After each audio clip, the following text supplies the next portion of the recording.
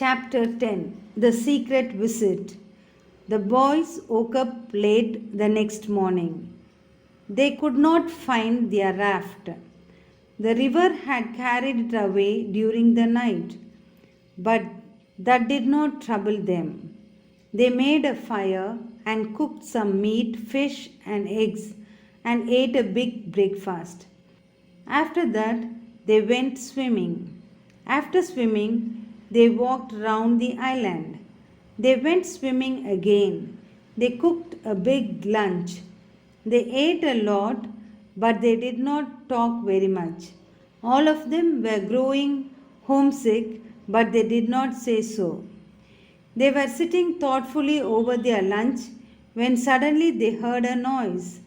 It came from the river, and they ran to the bank to look. Far away near their village, they could see a number of small boats. They are looking for somebody, Tom said.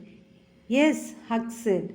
When Bill Turner was drowned, they looked for his body for 2 days.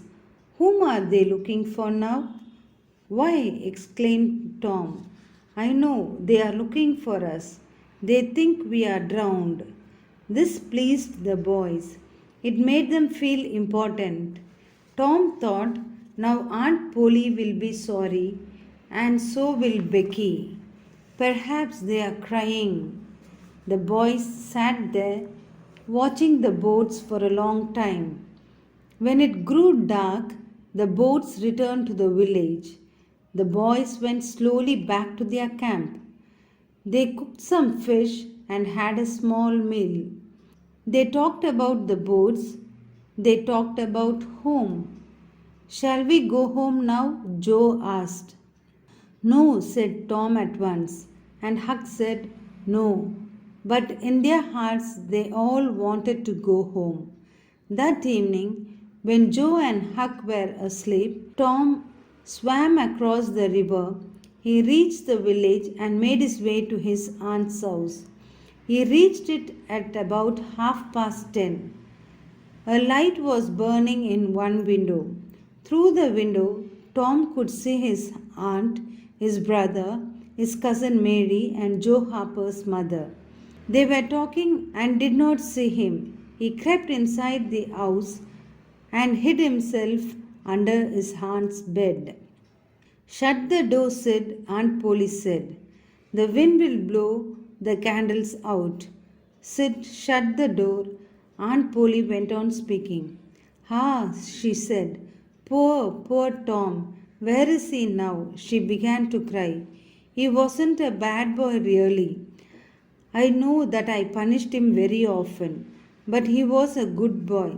He was naughty sometimes, but he was never a bad boy. She was crying loudly while she was speaking. Mrs. Harper was crying too. My Joe was a good boy, she said. I had to whip him sometimes, but he was never a bad boy. Perhaps I was too hard. Tom wasn't a good boy, Sid said. Oh, Sid, how can you say that? Said Aunt Polly.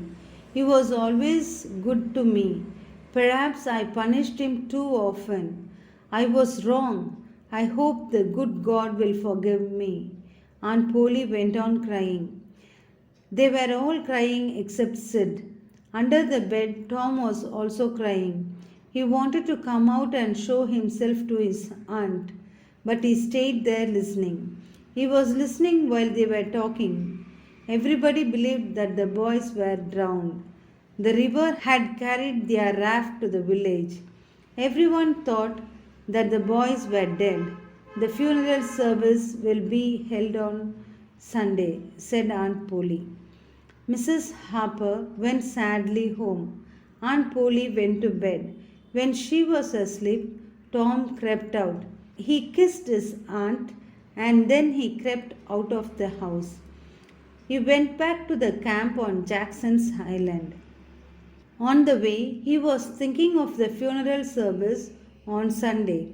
He was making a plan for that day.